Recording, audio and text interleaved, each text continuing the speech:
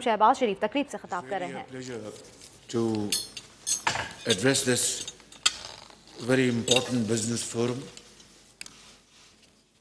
of DAKE, and I had the honor and pleasure to meet most of you during my previous visit to this great brotherly country. And today is a time when the entire world is passing through very difficult challenges as a result of COVID and then this ongoing war and of course other difficulties. And as they say, when the going is tough, I have amended this quote, then the tough gets tougher. So I think this is what we should be doing today. We had a great get-together last night where we had very frank discussion. And obviously I'm not going to repeat what I said last night. Suffice it to say that we are here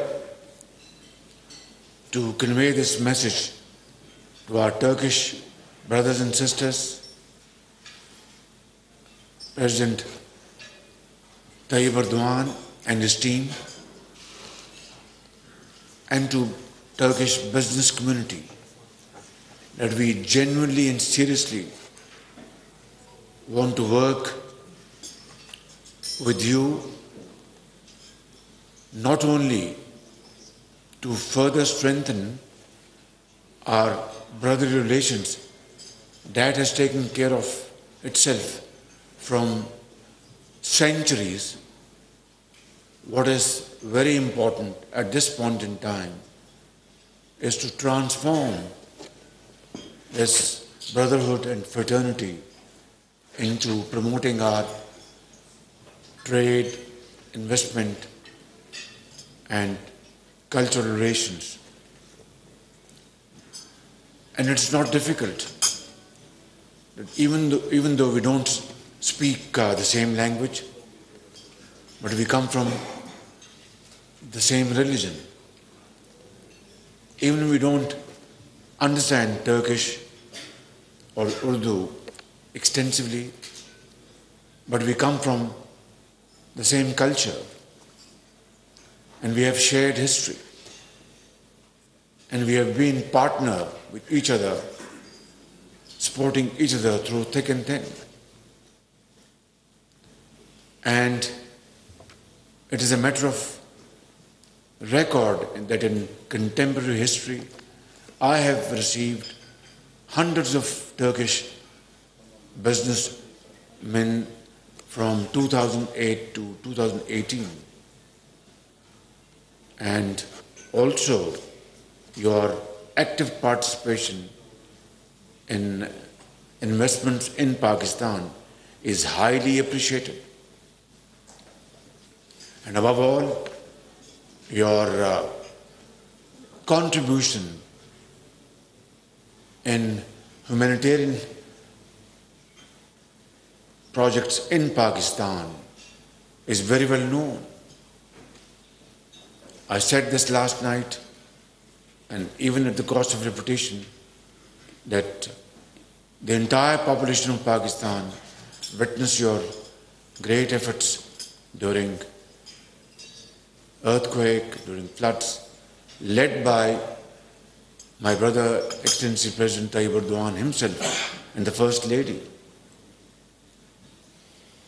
Today, we are here to seriously engage ourselves with you because you are very serious-minded business people and your achievements are outstanding.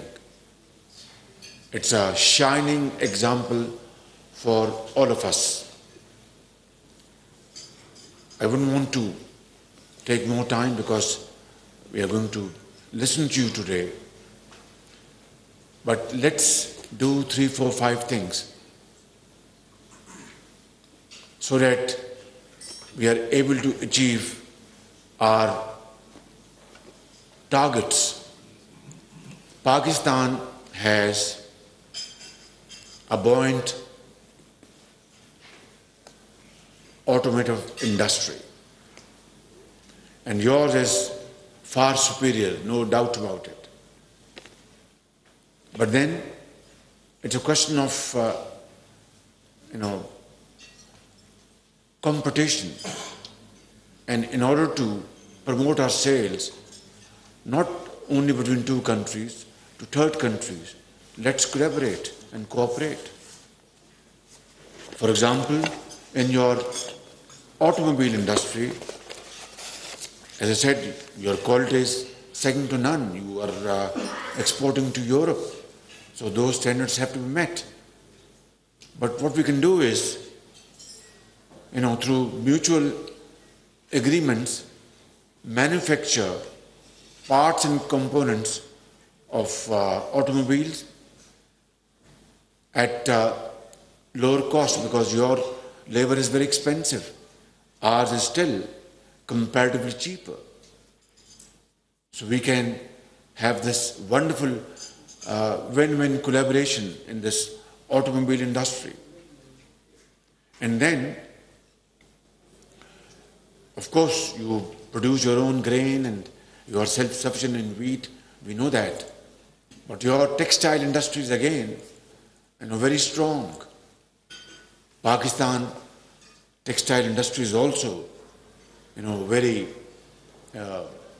rich in experience, and we have, great giants sitting here on the right side who are leaders of textile industry.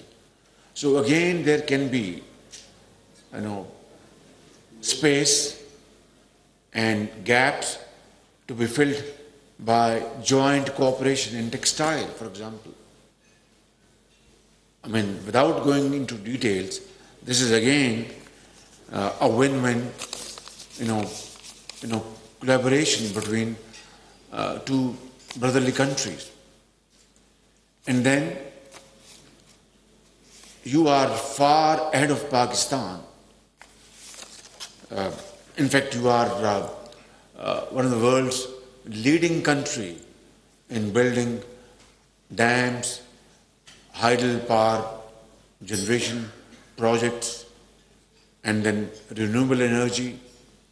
We discussed Zolo last night.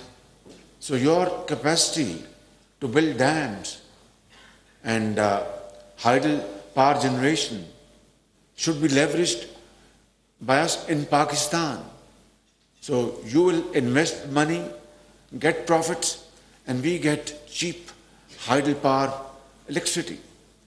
This is a great vision which we must, actualize through joint discussion and quick decision. Similarly, in renewable energy, we have great potential in Sindh, in Balochistan, in KP, and in Punjab. Like wind power generation, already Turkish companies, as I speak, we know, are already active in Pakistan, in Sindh, in Punjab. And let's promote this, solar energy and wind power for 2 reasons. A developing country like Pakistan cannot afford prohibitive bill of billions of dollars to finance our very expensive oil and gas and other related items. We cannot. So we have to replace our import of raw material by, enlarging the scope of hydel power generation and renewable energy. And this is, a wonderful combination. Great investors are sitting here on my left, experts and experiences with you. Please come to Pakistan, and all our cascade from Deamir Bhasha down to Tarbela Dam and Mangla is full of potential of 40,000 megawatts. 40,000 megawatts. And this will have two wonderful impacts. That it will control flash flooding. It will definitely be very helpful, because once you have such floods, it is devastating, and we've seen in 2010. And two, exploit these great potential points and convert them into energy. So, how to go about? These are matter of details. This late morning, I am just trying to, elaborate broad parameters of our future cooperation, which must be kick-started before I finish my humble, comments. And three, you will have profits, and we will have these great advantages, including, restricting desiltation process through this investments from north to south. So I think these are some broad areas where our cooperation can be very, very productive and profitable. Yesterday I met this young gentleman from Zulru. He is now bearded. I took some 20 seconds to recognize him, and so he's here. And they have been very keen. They have invested in sand and in wind power, and they were very keen to invest in solar. Finally, this moment has come, and all hurdles have been cleared. So what I'm saying is that these are milestones to be achieved. Only then will this have a semblance of reflection of our brotherly relations, which are very genuine. They're not artificial.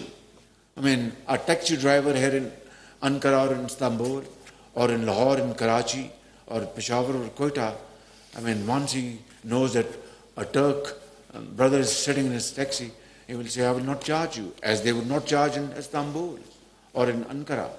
Or somebody sipping coffee in a Turkish coffee shop, once he's known that he's from Pakistan, they will say, thank you, you are a brother, Kardesh. So I think this is what the spirit is all about. And it is not from today or yesterday, it is from centuries, my brothers and sisters. So I am here today with my great team, on left and right, and of course on this right side, on the left side, to convey this message to you in no uncertain terms, and absolutely, loud and clear, that I will be, along with my colleagues, we will be, welcoming you with both arms to come and invest in Pakistan, promote trade, and, through innovative measures, through modern technology and modern skills. We have a very young population, 60% of our population, span from, from 15 years to 30 years. And it is a big challenge, but according to this Chinese time-tested quote, a challenge has always with it, opportunities. So, this young generation in Pakistan, boys and girls, we can, and I offer this, great, opportunity here, that let's train them with modern skills and technology, IT-led technology, so that they are empowered, and then they become great, leaders of Pakistan.